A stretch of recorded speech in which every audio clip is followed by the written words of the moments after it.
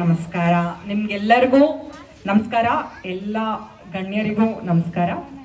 ನನ್ಗೆ ಗೊತ್ತಿದೆ ಆಗ್ಲೇ 1:30 ಆಗಿದೆ. ಎಲ್ಲರೂ ಏನಪ್ಪಾ ಇನ್ನೊಬ್ರು ಬಂದಿದ್ದಾರೆ ಅಂತ ಎಲ್ಲರೂ ಯೋಚನೆ ಮಾಡ್ತಾ ಇದ್ದೀರಾ. ಅದಕ್ಕೋಸ್ಕರ ಒಂದು ಸಣ್ಣ ಆಕ್ಟಿವಿಟಿ ಅಭ್ಯಾಸವನ್ನು ಮಾಡೋಣ. ನಾನು 1 ಅಂತ ಹೇಳಿದಾಗ ಎಲ್ಲರೂ ಚಪ್ಪಾಳೆ ಹೊಡಿಬೇಕು, ಓಕೆನಾ? 2 ಅಂತ ಹೇಳಿದಾಗ ಎಲ್ಲರೂ ಕೈಯನ್ನ ಮೇಲೆ ಎತ್ತಬೇಕು, 2 ಕೈಯನ್ನ. ಮತ್ತೆ 3 ಅಂತ ಹೇಳಿದಾಗ 2 ಕೈಯಿಂದ ಚಪ್ಪಾಳೆ ಮೇಲೆ ಹೊಡಿ. ಗೊತ್ತಾಯ್ತಲ್ವಾ? ಎಲ್ಲರಿಗೂ ಮಾಡೋಣವಾ? 1 ಅಂದಾಗ ಏನ್ ಮಾಡ್ತೀರಾ? ಚಪ್ಪಾಳೆ. ಟ್ರೈ ಮಾಡೋಣವಾ? 1 ಸಿಂಪಲ್ ಆಗಿದೆ, ಎಲ್ಲರೂ ಮಾಡ್ಬೋದು. ಗಣ್ಯರೇ, ಹಿಂದೆ ಇರೋರು, ಮಕ್ಕಳು ಎಲ್ಲರೂ ಪ್ಲೀಸ್ ಮಾಡಿ. 1 ಒಂದೇ ಚಪ್ಪಾಳೆ. 1 ಅಂದ್ರೆ ಒಂದೇ ಚಪ್ಪಾಳೆ. 2 ಮೇಲೆ ಕೈ ಎತ್ತಬೇಕಷ್ಟೇ. 3 ಮೇಲೆ 1 ಚಪ್ಪಾಳೆ. ಓಕೆನಾ? ನಾನು ಇದನ್ನ ರ್ಯಾಂಡಮ್ ಆಗಿ ಹೇಳ್ತೀನಿ. 2, 3, 1 ಏನಾದ್ರೂ ಹೇಳ್ತೀನಿ, ನೀವು ಅದನ್ನ ಮಾಡ್ಬೇಕಾಗತ್ತೆ. 3 1 3 2. ಯಾರೆಲ್ಲ ಚಪ್ಪಾಳೆ ಹೊಡಿತಾ ಇದ್ದೀರಾ? ಇನ್ನೂ ಕಲ್ತಿಲ್ಲ. ಸ್ವಲ್ಪ ನಮ್ಮ ಎಚ್ಚರಿಕೆನ ಜಾಗೃತಗೊಳಿಸೋಣ, ಕರೆಕ್ಟ್ ಆಗಿ ಮಾಡೋಣ. ಓಕೆನಾ? ರೈಟ್? ಸ್ವಲ್ಪ ಬೇಗ ಹೇಳ್ತೀನಿ ನಾನು. 2 ಚಪ್ಪಾಳೆ ಇನ್ನೂ ಬರ್ತಾ ಇದೆ, ಇನ್ನೂ ಕಲಿಕೆ ಆಗ್ತಾ ಇಲ್ಲ. 3 1 2 2 ಇನ್ನು ಚಪ್ಪಾಳೆ ಬಂತು. ನಮಗೆ ಶಿಕ್ಷಣ ಆಗ್ತಾ ಇಲ್ಲ ಪಾಪ. ಆ ಮಕ್ಕಳಿಗೆ ಇನ್ನೆಷ್ಟು ಕಷ್ಟಪಟ್ಟು ಆ ಟೀಚರ್ಸ್ಗಳು ಹೇಳ್ಕೊಡ್ಬೋದು ಅಲ್ವಾ? ನಾವಿಷ್ಟು ದೊಡ್ಡವರಾಗಿನೇ 1 2 3 ಬರೀ 3 ಅದನ್ನ ಹೇಳ್ಕೊಡೋದಕ್ಕೆ, ಕಲ್ತ್ಕೊಳ್ಳೋದಕ್ಕೇನೆ ನಾವು ಎಷ್ಟು ಪ್ರಯತ್ನ ಪಟ್ಟು ಕಷ್ಟಪಟ್ಟು ಕಲಿತಾ ಇದ್ದೀವಿ. ಆ ಪುಟ್ಟು ಮಕ್ಕಳು ಅವಕ್ಕೆ ಕಲ್ಸೋದು ಎಷ್ಟು ಕಷ್ಟ ಇರ್ಬೋದು ಅಲ್ವಾ? ಅಂತ ಕೆಲಸನ ಮಾಡೋ ಅಂತ ಈ ಶಿಕ್ಷಣ ಸಂಸ್ಥೆ ಒಂದು ಇಲ್ಲಿ ಈ ಗ್ರಾಮದಲ್ಲಿ ಉದ್ಘಾಟನೆ ಆಗ್ತಾ ಇದೆ ಅನ್ನೋದು ನಮ್ಗೆ ತುಂಬಾ ಹೆಮ್ಮೆ ಅಂತ ವಿಷಯ. ಸೊ ಈ ಒಂದು ಎಲ್ಲ ಗಣ್ಯರು ಹೇಳಿದ್ದ ಎಲ್ಲ ವಿಷಯಗಳು ತುಂಬಾ ಒಳ್ಳೆ ವಿಷಯಗಳನ್ನ ಹೇಳಿದರೆ, ಎಲ್ಲಾನು ನಾವು ಪಾಲಿಸೋಣ. ಇನ್ನೊಂದು ಇಂಪಾರ್ಟೆಂಟ್ ವಿಷಯನ ನಾವು ಪಾಲಿಸ್ಬೇಕು. ಅದಕ್ಕೆ ನಾನು ಇನ್ನೊಂದು ಹೇಳ್ತಾ ಇದ್ದೀನಿ. ಇವಾಗ ಕೈ ಎತ್ತಿ ಅಂದ್ರೆ ಕೈ ಎತ್ತಬೇಕು. ನಾನು ಏನ್ ಹೇಳ್ತೀನಿ ಅದನ್ನ ಮಾತ್ರ ಮಾಡ್ಬೇಕಂತದ್ದು. ಓಕೆನಾ? ಕೈ ಎತ್ತೀರಾ? ಓಕೆ? ಚಪ್ಪಾಳೆ ಹೊಡಿರಿ. ಓಕೆ? ಸೊ ಇದನ್ನ ನಾನು ಏನ್ ಹೇಳ್ತೀನಿ ಅದನ್ನ ಮಾಡ್ಬೇಕಾಗತ್ತೆ. ಓಕೆನಾ? ಚಪ್ಪಾಳೆ ಹೊಡಿರಿ. ಕೈ ಎತ್ತಿ ಚಪ್ಪಾಳೆ ಹೊಡಿರಿ. ಚಪ್ಪಾಳೆ ಹೊಡಿರಿ. ಕೈ ಎತ್ತಿ. ಎಷ್ಟು ಜನ ಆಗ್ಲೇ ಚಪ್ಪಾಳೆ ಹೊಡೆದ್ರಿ? ಕೆಲವ್ರಿಗೆ ಆಯ್ತಲ್ವಾ? ಅನುಭವ ಆಯ್ತಾ? ನಾನು ಕೈ ಎತ್ತಿ ಅಂತ ಹೇಳಿ ಚಪ್ಪಾಳೆಯನ್ನು ನೋಡಿದೆ. ಸಾರಿ, ಇವ್ರು ನಿಮ್ಗೆ ಗೊತ್ತಾಗ್ಲಿಲ್ಲ ಇರ್ಬೋದು. ನಾನು ಕೈ ಎತ್ತಿ ಅಂತ ಹೇಳಿ ಚಪ್ಪಾಳೆಯನ್ನು ನೋಡಿದೆ.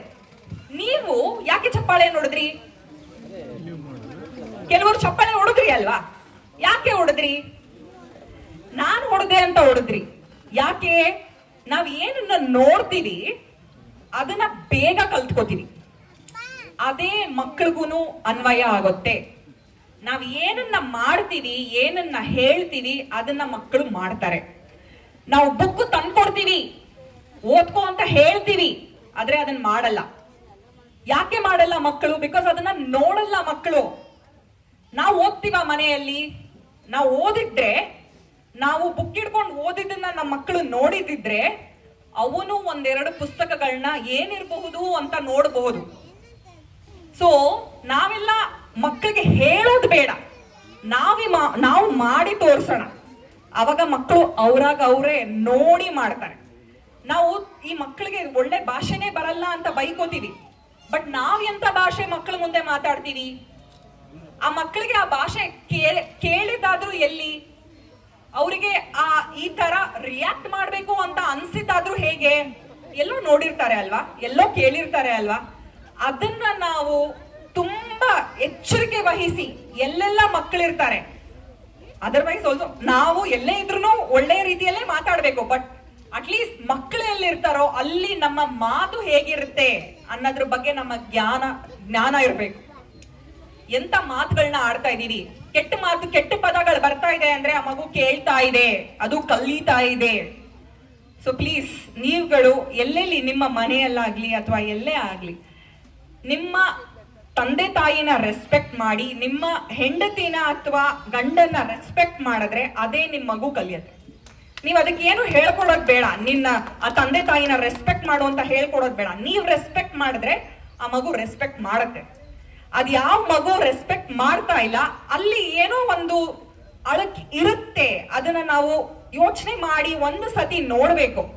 ಎಲ್ಲಿ ನಾವು ತಪ್ಪು ಮಾಡ್ತಾ ಇದೀವಿ, ಆ ಮಗು ಯಾಕೆ ಆ ರೀತಿ ಏನೋ ರಿಯಾಕ್ಟ್ ಮಾಡ್ತಾ ಇದೆ ಅನ್ನೋದನ್ನ ನಾವು ಫಸ್ಟ್ ತಿಳ್ಕೊಬೇಕಂದ್ರೆ ನಮ್ಮೊಳಗಡೆ ನಾವು ಹೋಗ್ಬೇಕು. ನಾವೇನ್ ತಪ್ಪು ಮಾಡ್ತಾ ಇದೀವಿ ಅನ್ನೋದನ್ನ ಅರ್ಥಕೊಳ್ಬೇಕು. ನನ್ ಮಗ ಸಾಫ್ಟ್ವೇರ್ ಇಂಜಿನಿಯರ್ ಆಗ್ಬೇಕು ಅಥವಾ ದೊಡ್ಡ ಏನೋ ಬೇರೆ ಏನೋ ಮೆಡಿಕಲ್ ಓದ್ಬೇಕು ಅನ್ನೋ ಆಸೆಗಳು ಇಟ್ಕೊಂಡು ಅವ್ರ ಮೇಲೆ ಹೇರದಲೆ ನಿಮ್ಮ ಅವ್ರ ಏನೋ ವ್ಯಕ್ತಿತ್ವ ಇದೆ ಅದನ್ನ ಹೊರಗೆ ತೆಗೆಯೋದು ಶಿಕ್ಷಣ. ಆ ಶಿಕ್ಷಣನ ಈ ಶಿಕ್ಷಣ ಸಂಸ್ಥೆ ಮಾಡ್ಲಿ ಅನ್ನೋದು ನನ್ನ ಆಶಯ. ಇವ್ರದ್ದೇನು ಒಂದು ಕನಸು, ಪುಟ್ಟ ಕನಸಿದೆ. ಇದು ಇವರ 3ನೇ ಮಗು. ಇಬ್ರು ಹೆಣ್ಮಕ್ಳಿದ್ದಾರೆ ನಮ್ಮ ಅಣ್ಣ ಅವ್ರಿಗೆ. ಅವರ 3ನೇ ಮಗು ಈ ಅಂಕುರಂ. ಅವರ ಕನಸು. ನಿಮ್ಮೆಲ್ಲರಿಗೂ ಆ ಕನಸು ಇರುತ್ತೆ, ಯಾವ್ದೋ ಒಂದು ಕನಸಿರುತ್ತೆ. ಇದೇ ಶಿಕ್ಷಣ ಸಂಸ್ಥೆನೇ ಕಟ್ಟಬೇಕಂತ ಇರಲ್ಲ.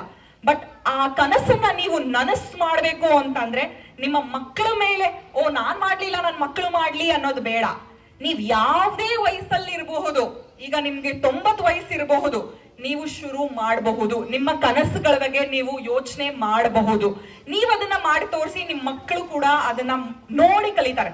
ನಮ್ ತಾತ, ನಮ್ಮ ಅಪ್ಪ, ನಮ್ಮ ಅಜ್ಜಿ, ಅಮ್ಮ ಮಾಡ್ತಾ ಇದ್ದಾರೆ. ಆ ಗುರಿ ಬಗ್ಗೆ ಅವ್ರು ಸಾಧನೆ ಮಾಡ್ತಾ ಇದ್ದಾರೆ, ಅವ್ರು ಕಷ್ಟ ಪಡ್ತಾ ಇದ್ದಾರೆ. ನಾನು ಆ ತರ ಕಷ್ಟ ಪಡ್ಬೇಕು ಅನ್ನೋ ಅನಿಸಿಕೆ ಅವ್ರಿಗೆ ಬರತ್ತೆ. ಅದರಿಂದ ಏನು ಅವ್ರಿಗೆ ಅದುಮಾಗು ಇದಾಗು ಅಂತ ಹೇಳೋ ಬದಲು ನಾವೇ ಅದು ಹಾಗೆ ತೋರಿಸಿದ್ರೆ, ಕಷ್ಟ ಮಾರ್ಗದಲ್ಲಿ ನಡೆದು ತೋರಿಸಿದ್ರೆ ಮಕ್ಕಳು ಕೂಡ ಆ ಮಾರ್ಗದಲ್ಲಿ ನಡೀತಾರೆ ಅನ್ನೋದು ನನ್ನ ಅನಿಸಿಕೆ. ನಿಮ್ಮೆಲ್ಲರಿಗೂ ತುಂಬಾ ಹೃದಯದ ಧನ್ಯವಾದಗಳು. ಇಷ್ಟೊತ್ತು ತುಂಬಾ ಚೆನ್ನಾಗಿ ನೀವೆಲ್ಲ ಕುತ್ಕೊಂಡು ಕೇಳಿದೀರಾ. ಅದೇ ರೀತಿ ನನ್ನ ಒಂದು ಮನವಿ ಏನಂದ್ರೆ, ಇವ್ರದ ಏನ್ 3ನೇ ಮಗು ಇದೆ, ಆ ಕನಸಿದೆ ಅಲ್ಲ, ಆ ಕನಸನ್ನ, ಆ ಮಗುವನ್ನ ನೀವೆಲ್ಲ ಲಾಲನೆ ಪೋಷಣೆ ಮಾಡಿ ಎಲ್ಲರ ಆಶೀರ್ವಾದ ಕೊಟ್ಟು ಅದನ್ನ ಬೆಳೆಸ್ಬೇಕು ಅನ್ನೋದು ನನ್ನ ಒಂದು ಕಳಕಳಿಯ ಪ್ರಾರ್ಥನೆ.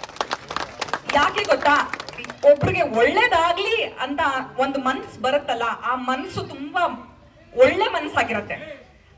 ಅವ್ರೇನೋ ದೊಡ್ಡವರಾಗ್ಬಿಡ್ತಾ ಇದಾರೆ, ದುಡ್ಡು ಮಾಡ್ತಾ ಇದ್ದಾರೆ. ಇಲ್ಲ, ದುಡ್ಡು ಮಾಡೋದಕ್ಕೆ ಶಿಕ್ಷಣ ಸಂಸ್ಥೆ ಕಟ್ಟಬೇಕಾಗಿಲ್ಲ. ದುಡ್ಡು ಮಾಡಕ್ಕೆ ಬೇಜಾನ್ ಬೇರೆ ಎಂತೆಂಥದೋ ಕಾರಣಗಳಿರುತ್ತೆ, ದುಡ್ಡು ಮಾಡಬಹುದು. ಬಟ್ ಶಿಕ್ಷಣ ಸಂಸ್ಥೆ ಕಟ್ಟಬೇಕು ಅನ್ನೋ ಒಂದು ಕನ್ಸು ಬರುತ್ತಲ್ಲ, ಅದು ಮಾನವೀಯತೆಯ ಕನ್ಸು. ಅದು ತುಂಬಾ ಒಳ್ಳೆ ಅಂತ ಅವ್ರು ಹೇಳಿದ್ರು, ವಿದ್ಯಾದಾನ ಮಹಾದಾನ ಅಂತ. ಆ ತರ ಮನಸ್ಥಿತಿ ಇರೋರಿಗೆ ಮಾತ್ರ ಈ ತರ ಸಂಸ್ಥೆಗಳನ್ನ ಕಟ್ಟಕ್ಕೆ ಸಾಧ್ಯ ಆಗತ್ತೆ. ಅಂತವ್ರ ಜೊತೆ ನೀವೆಲ್ಲ ಇದ್ದು ಅವರ ಏನೇ ಕಷ್ಟ ಆಗ್ಬೋದು ಅಥವಾ ಒಳ್ಳೇದಾಗ್ಬೋದು, ಅದ್ರ ಜೊತೆ ನೀವು ನಿಂತು ಅವ್ರನ್ನ ಬೆಳೆಸ್ಬೇಕು ಅನ್ನೋದನ್ನ ನಾನು ನಿಮ್ಮೆಲ್ಲರ ಹತ್ರ ಕೇಳ್ಕೊತೀನಿ. ಧನ್ಯವಾದಗಳು.